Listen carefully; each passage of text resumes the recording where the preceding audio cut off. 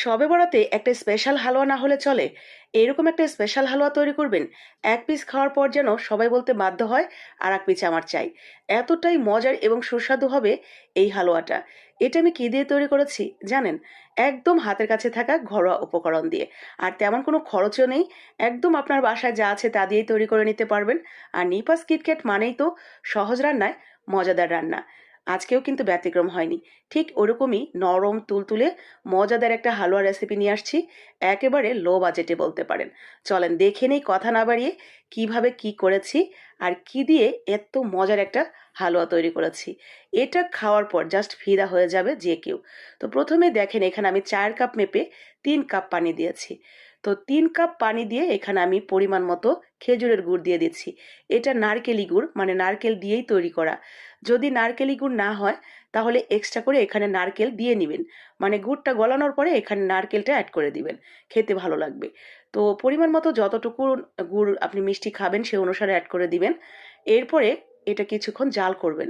জাল করতে করতে দেখবেন উপরে দিয়ে ফেনাগুলো ভেসে উঠেছে। আর এই ফেনাগুলো ফেলে দিবেন আস্তে আস্তে করে। এতে করে গুড়টা আস্তে আস্তে আরও পরিষ্কার এবং স্বচ্ছ হয়ে যাবে। ঠিক এরকম। তো এরকম স্বচ্ছ যখন হয়ে যাবে এটা নামিয়ে রেখে দিবেন এক সাইডে। এরপরে প্যানের মধ্যে হাফ কাপ পরিমাণ তেল এবং ঘি দুটোর মিশ্রণ করে হাফ কাপ পরিমাণ দিয়ে দিবেন। এরপরে সেই তেল এবং ঘির মিশ্রণের মধ্যে দিয়ে দিবেন ছোট বাটির 1.5 বাটি পরিমাণ বেসন। এটা ছোলার ডালের বেসন। তো বেসন কিন্তু বাজারে বিভিন্ন ধরনের বেসন কিনতে পাওয়া যায়। তো জিজ্ঞেস করে কিনবেন যে ছোলার ডালের বেসন কিনা। আর যদি বাসাতেই নিজে তৈরি করে নিতে পারেন তাহলে তো কোনো কনফিউশন থাকবেই না। ছোলার ডালের বেসন তৈরি করে নেবেন। তো ছোলার ডালের বেসন দিয়ে ঠিক এইভাবে আমরা দেখেন 1.5 বাটি ছোট বাটির পরিমাণ, মানে যেই কাপটা দিয়ে আমি পানি দিয়েছি ওই কাপের 1.5 কাপ পরিমাণ হবে। তো ওইভাবে আপনারা তেল এবং ঘির মধ্যে এই মিশ্রণটা দিয়ে প্রথমে দেখবেন একটু গোটা গোটা হয়ে যাবে, পরে আস্তে আস্তে লো আছে একদম এভাবে নাড়তে চাড়তে ঠিক এরকম স্মুথ হয়ে যাবে। আর একটু লিকুইডও হয়ে যাবে। ঠিক ওই পর্যায়ে দেখবেন যে এই বেসনের যে কাঁচা ঘ্রাণটা একদমই নেই, সেটা চলে গেছে এবং ভাজা ভাজা হয়ে গেছে। ঠিক তখন ওই যে প্রথমেই আমরা গুড়ের যে শিরাটা তৈরি করে রাখলাম সেই শিরাটা দিয়ে দিব পুরোটাই এখানে। পুরোটা দিয়ে এই পর্যায়েও কিন্তু চুলার আঁচ একদম লো করেই রাখবেন।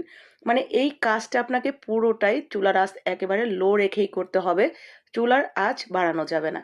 তো একদম চুলার আঁচ কমিয়ে দিয়ে এইভাবে আস্তে আস্তে মিশিয়ে নেবেন এবং স্বাদ মতো লবণ অ্যাড করে দিবেন। লবণটা কিন্তু অবশ্যই দিবেন। লবণটা না দিলে এই মিষ্টি খাবারের যে আসল টেস্ট সেটা কিন্তু পাওয়া যায় না। একটু অন্যরকম লাগে। আর লবণ দিলেই দেখবেন এই টেস্ট অনেক গুণ বেড়ে যায়। এরপরে কিছু কাজু, কিশমিশ, বাদাম টাদাম আপনার হাতের কাছে যা থাকবে সেগুলো অ্যাড করে দিবেন। চাইলে এখানে খেজুর কেটে কুচি কুচি করে অ্যাড করতে পারেন। আপনার পছন্দ মতো দিয়ে নিবেন।